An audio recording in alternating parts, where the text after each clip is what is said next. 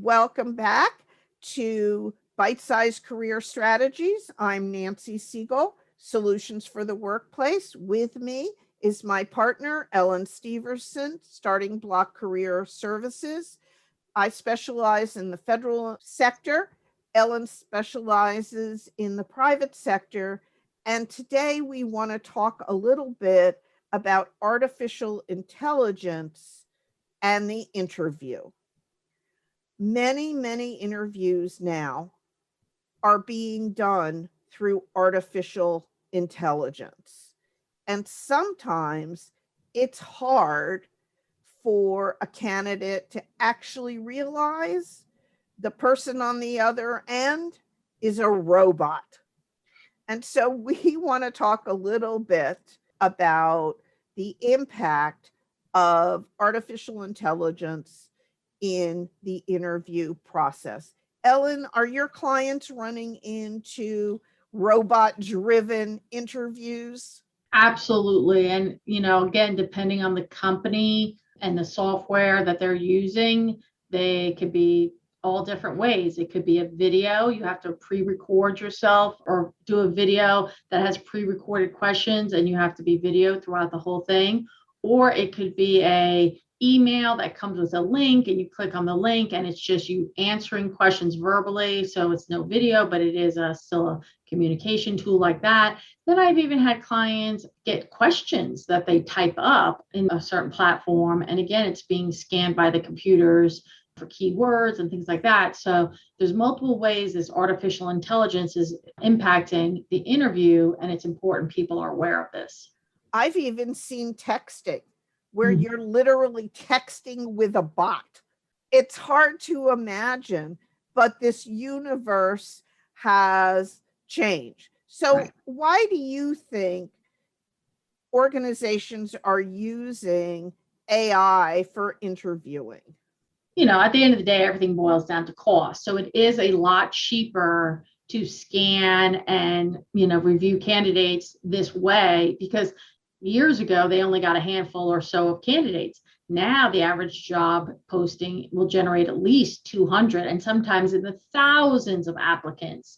So again, it saves the company money to use these type of services to basically scan out or scan in candidates. Absolutely.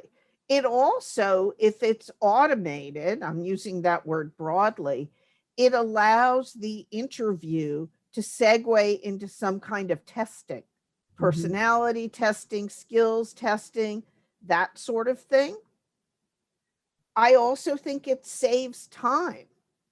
I mean, if you're working a full schedule and you can't take time out for an interview, if you're being interviewed through a link that is automated, you can do that at your convenience.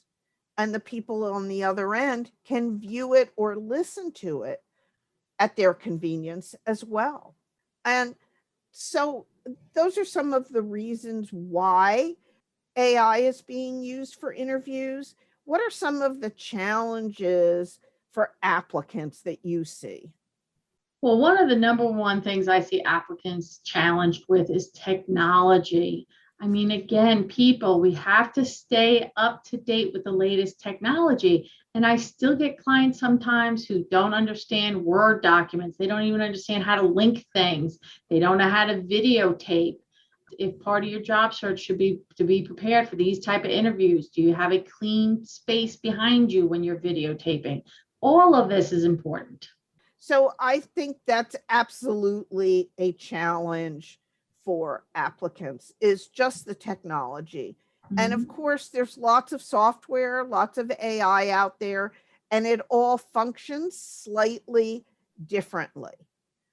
I think another challenge is if you're talking to a robot or a blank screen, it removes the human factor that is so critical for many of us in terms of interviewing, right? We want to establish a connection. And if we're not getting feedback, it's hard to establish that connection. So I think that's a real challenge for applicants. I mean, do you have any thoughts about that? No, I totally agree. And in some ways, I feel for them. They kind of have a little mini breakdown when they find out they have to be on video and they don't like to be videoed and the job doesn't require video. So why do they have to be on a videotape? There's so many questions and things like that about it. But at the end of the day, if they're requesting a video, you need to brush up, practice, and get good at it quickly. And that's why I really do encourage people when they say, well, I've never Zoomed. I say, please find somebody like your kids or anybody or even me to Zoom with, because again, you have to know technology in today's world and get good at it. It's just a fact of life. Okay, so let's talk about some of the things that we can do to minimize the stress. You've talked about practicing, but what are some of the more practical things that an applicant can do to prepare for their AI interview? Well, one of the biggest benefits is, again, you can have your resume sitting in front of you. You can have the job posting sitting in front of you. You could have them as references so it makes you feel a little bit more comfortable. Again, the same rule applies with in-person interviews or any other type of interview. You want to make sure you're discussing relevant information aligning with the job posting. So I think that's a great point. You can have your notes. Mhm. I've seen or heard of people who put everything on yellow sticky notes around their screen. So, making sure you've reviewed the job posting, obviously, that you have your stories and examples ready to support your qualifications, that you have your elevator speech and the answer to the question, tell me about yourself. So all of those things are very similar to what you would need in an in-person interview. But a couple of specialized things you should be thinking about in terms of an AI interview. Thing number one is lighting. You want to make sure that you're lit from the front and not backlit, because if you're backlit, nobody can see your face. Look at what is behind you. You want it Absolutely. to reflect you well, and you don't want to look like you're living in a pigsty. Good points. Good points. What are some of your other favorite tips? Well, my absolute favorite tip is make sure you understand how to turn it off.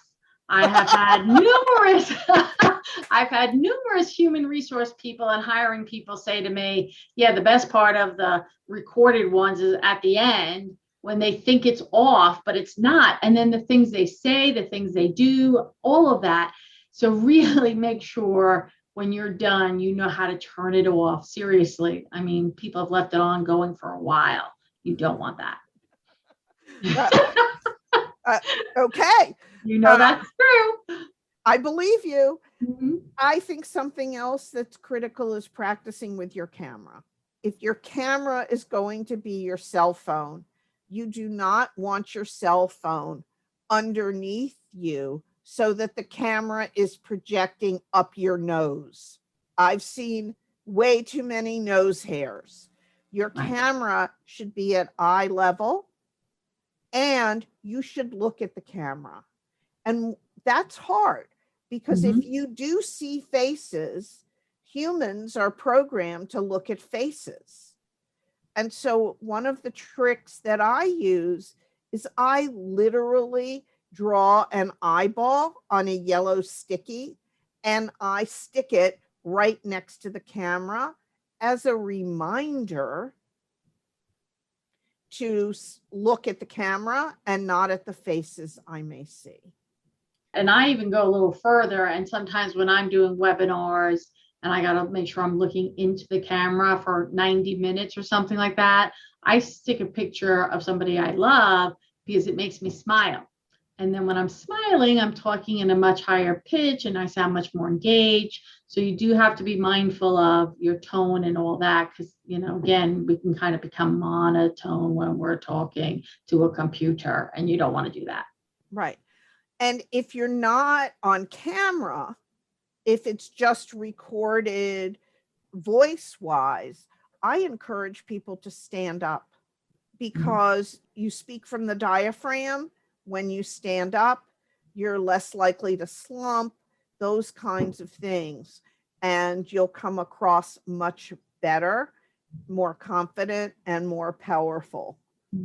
Another tip I would give too is, just because you're being interviewed through AI platform, that doesn't mean you don't follow up. So if you have been contacted by an HR person or a hiring manager, whoever, and they say, hi, we would like to invite you for this interview. We're going to send you a link, whatever.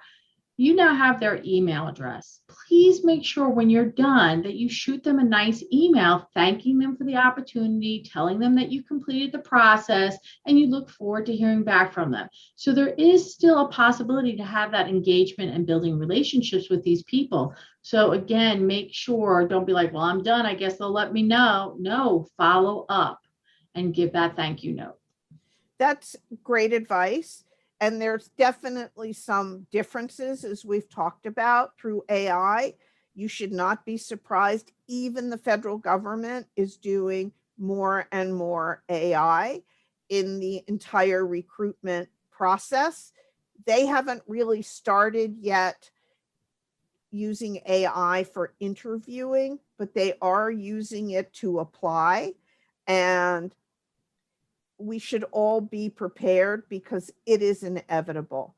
But at the end of the day, Ellen, you're absolutely right. It's still about that human contact, and taking the opportunity to follow up with a real person can make a big difference between being remembered and just being one of the applicants.